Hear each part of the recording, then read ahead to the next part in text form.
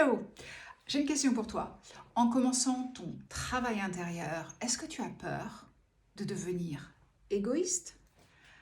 Je te pose cette question parce que pour pas mal de clientes, en fait, c'est un peu une crainte qu'elles ont, probablement parce qu'il y a ce regard que la société porte sur ce trait de caractère qu'on appelle être égoïste.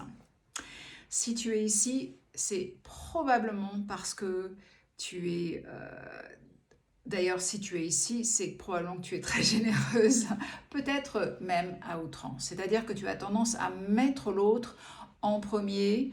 C'est quelque chose que tu as vraiment en toi, tu te donnes un max pour l'autre. Souvent, à ton détriment, tu es épuisé et finalement tu as très peu de temps pour toi. Et donc, ça peut paraître tellement contre nature de devenir égoïste, de te mettre en premier, en priorité. Et quelque part, pour le cerveau, ça peut être un petit peu flippant, quoi. Ah, mais mon Dieu, il va falloir que je devienne égoïste. Déjà, on va reframer ça, on va recadrer ça. Mais déjà, je veux que tu saches que c'est quelque chose qui est ancré en toi. Si tu es vraiment cette femme généreuse à outrance qui a tendance à mettre les autres en premier et vraiment toi en tout dernier, c'est que c'est quelque chose qui t'a servi à un moment. On apprend vraiment à connaître nos schémas et à les accepter, les accueillir et de dire ok, c'est comme ça que je me suis construit. Et mon cerveau, mon inconscient, mon subconscient avait une bonne intention bien positive pour ça. C'est ce que l'on découvre dans les séances de RTT. Donc par exemple, tu auras, comme certaines de mes clientes, appris à mettre les besoins des autres en premier, que ce soit parce que tu étais la grande sœur et tu avais ce rôle de t'occuper des autres, ou alors tu es la petite sœur, la petite sœur, et tu t'es rendu compte qu'en donnant l'attention aux autres, toi, tu recevais plus d'amour, plus d'attention. Est-ce que c'est le cas pour toi? Est-ce que ça te parle? Donc c'est ancré dans ton subconscient de mettre l'autre en premier. Mais autant c'est ancré, autant je vais te dire que ce n'est pas quelque chose que tu as porté en toi jusqu'à la fin de ta vie. Parce qu'il y a un problème derrière cette générosité à outrance. C'est que quelque part, tu deviens une sorte de martyr. Et si tu es ici, et tu es probablement comme mes clientes qui viennent en disant mais je ne me sens pas alignée. C'est-à-dire qu'il y a une partie de moi qui dans ma façon de donner aux autres tout le temps, mais finalement me retrouver toujours en fin de course, à ne pas penser à moi, je ne me sens pas alignée à mon potentiel. Pire, je me sens gâcher mon potentiel. Je sens que j'ai ça en moi, mais je sens le gâcher. Et aussi, si tu es ici, peut-être que ça te parle, si je te dis que en refoulant ton désir de prendre ta place avec authenticité, ça va probablement se manifester, soit par des symptômes psychosomatiques, comme moi je les avais eus de par ma peau, tu vois. Euh, Ça peut se manifester par différents symptômes psychosomatiques, mais aussi différentes compulsions alimentaires. Si tu es attiré par le sucre aussi à outrance, ou le grignotage à outrance, ou tout problème comme ça. Et donc, ce n'est pas anodin. Ce n'est pas anodin et ce n'est pas le juste équilibre. D'accord? Donc, en fait, comme docteur Gabor Maté, je ne sais pas si tu as lu son travail, il a un travail qui est un livre qui est sorti qui est Quand le corps dit non. C'est ça le truc, c'est que ton corps ne, ne se ment pas à lui-même. Toi, tu peux te dire, bah oui, voilà, il faut être généreuse, il faut penser à l'autre, vraiment donner toujours son temps à l'autre, etc., etc.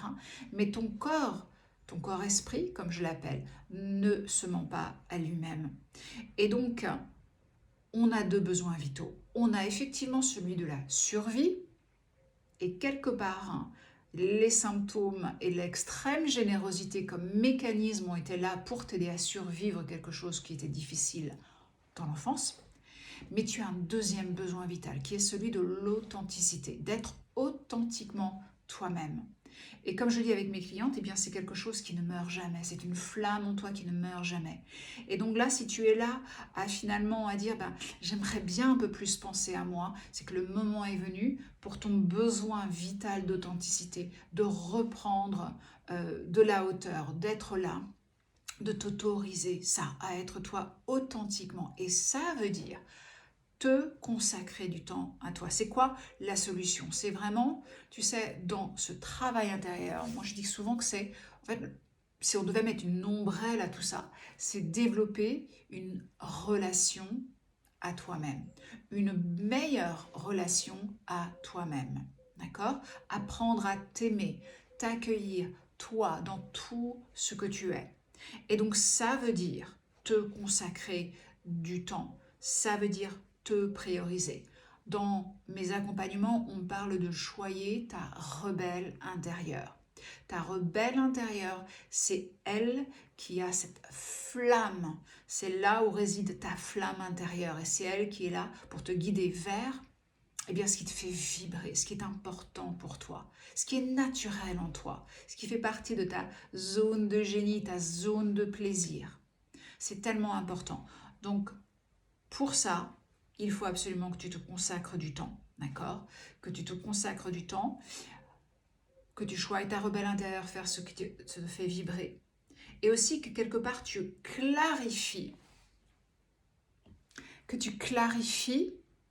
tes limites personnelles. Tes limites personnelles, c'est quoi? C'est ton espace à toi, ton espace dont tu as besoin, ton espace psychique, émotionnel, physique, dont tu as besoin pour thriver, pour t'épanouir, pour être toi, pour prendre ta place à toi. Et tu dois apprendre à les clarifier et à dire ça c'est acceptable, ça ce n'est pas acceptable. Qu'est-ce qu'il est en mon pouvoir de changer pour que mon espace soit respecté? Et tout ça, quand tu te donnes, quand tu t'autorises à te remettre en priorité, je vais te donner une super nouvelle. C'est qu'en fait, pour beaucoup de mes clientes, quand elles sont dans les symptômes psychosomatiques ou dans les compulsions alimentaires, eh bien elles se rendent compte que finalement, et elles me disent, en fait, qu'est-ce que ça changera? Mais qu'est-ce que ça changera? Une des choses qui changera, c'est finalement que je serai beaucoup plus présente à l'autre. Eh bien oui, parce qu'on peut prétendre quelque part être comme si on était hyper généreuse pour les autres, mais en vérité, on est tellement dans notre mal-être de ne pas être authentiquement soi-même, de ne pas être aligné en phase avec soi-même, on le ressent tellement profondément que finalement, tant qu'on n'a pas réglé nous prendre notre place, eh bien, je dirais, et ça c'est vraiment l'expérience avec mes clientes qui me le montre, qu'on n'est pas complètement présente à l'autre. Et donc la bonne nouvelle dans tout ça, c'est qu'en fait, non, tu ne vas pas devenir égoïste dans le sens individualiste, au contraire. Au contraire, je le vois tous les jours avec mes clientes. Quand tu te donnes cet espace, quand tu prends ta place, quand tu te donnes à toi en premier, quand tu remplis ta propre coupe en premier, eh bien, à partir de cette coupe pleine, tu vas donner à l'autre pleinement. Tu vas être en capacité d'être en écoute, en présence à l'autre. Mais tu as vu dans le sens dans lequel ça va. Tu commences par toi. Et ensuite tu donnes à l'autre. C'est littéralement cette analogie du masque d'oxygène. Tu commences par toi et après tu peux donner à l'autre.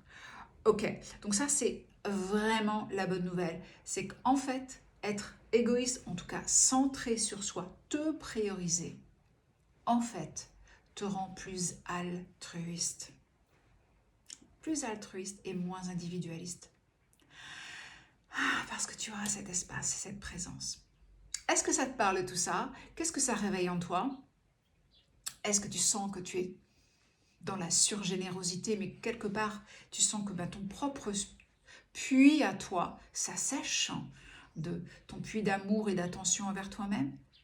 Qu'est-ce que tu veux faire pour commencer à remédier à ça, à te prioriser? Ok, n'hésite pas à partager dans les commentaires. Ciao!